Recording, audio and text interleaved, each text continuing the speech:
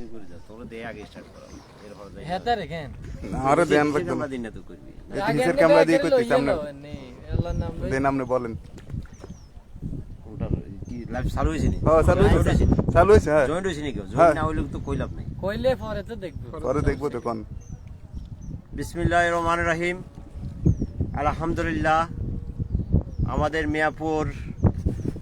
বন্যার্ত মানুষের মাঝে মিয়াপুরের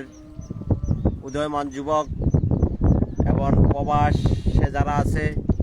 মিয়াপুরের তরুণ যুবক মুরব্বী যে যেখানে আছে সবাইকে আমার মিয়াপুরবাসীর পক্ষ থেকে ধন্যবাদ জানাচ্ছি এবং সালাম জানাচ্ছি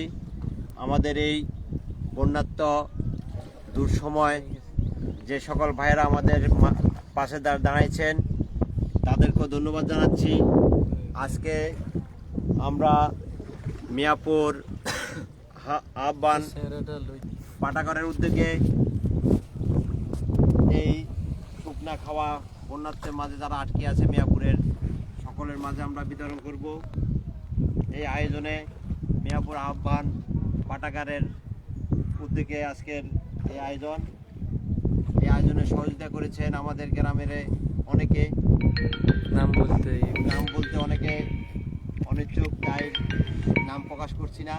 যারা অর্থ দিয়ে সহযোগিতা করেছে আসসালামু আলাইকুম আমাদের কাছে পাঠাইছে আমরা তাদের অর্থ দিয়ে জি জি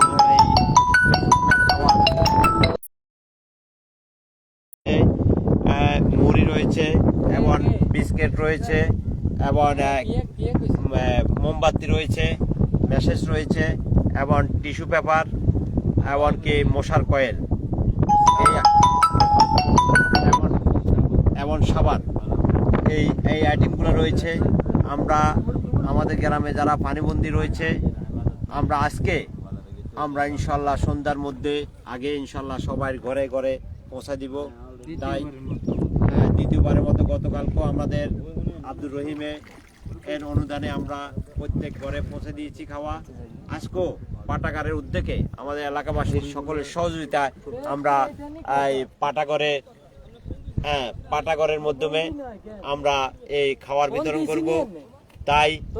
আজকে আবার আমি সবাইকে আহ্বান করব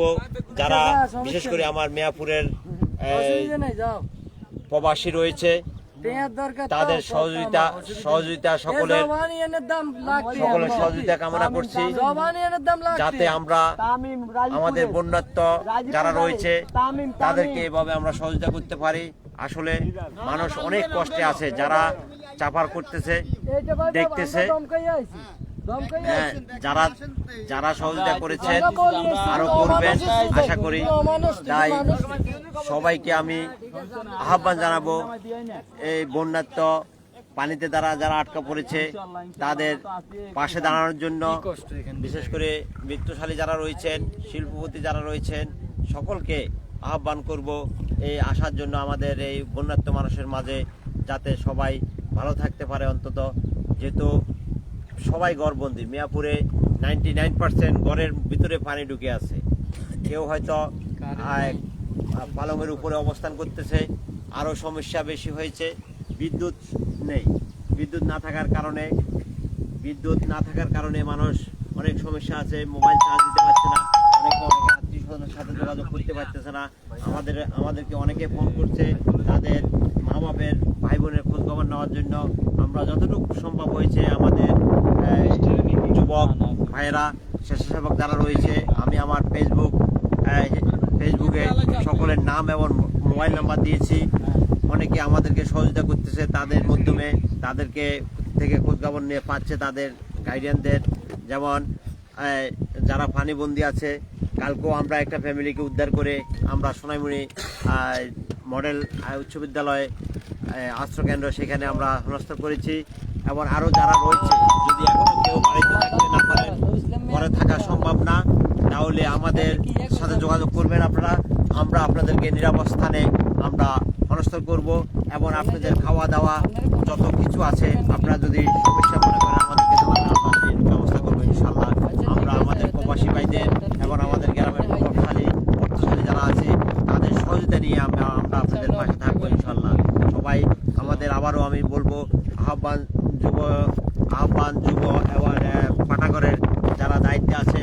সকলকে এই ভালো কাজগুলো করার জন্য, যাতে তাদেরকে আল্লাহ পাক হায়াত দান করে এবং আরো বেশি বেশি কাজ করার তৌফিক দান করে। তাই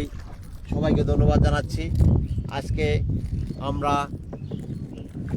যারা প্রবাসে রয়েছেন এবং আমাদের গ্রামের সকল ভাইদের দৃষ্টি আকর্ষণ করে বলছি, আপনারা সবাই প্লিজ আসেন, বন্যার্ত মানুষের মাঝে আসেন, তাদের পাশে দাঁড়ান, তাদেরকে সহযোগিতা করেন। তাই আজকে এখানে আমি আমার এই সংক্ষিপ্ত আলোচনা, যেহেতু আমরা ত্রাণ নিয়ে যাচ্ছি, সোনাইমুড়ি থেকে আসছি, এখন আমরা ইনশাল্লাহ আমাদের গ্রামের উদ্দেশ্যে রওনা হয়েছি। তো সবাই দোয়া করবেন আমরা যাতে ঠিকভাবে মানুষের মাঝে এই খানাগুলা পৌঁছে দিতে পারি, শুকনো খানাগুলা পৌঁছাইতে পারে। সবাই দোয়া করবেন। সবাইকে ধন্যবাদ।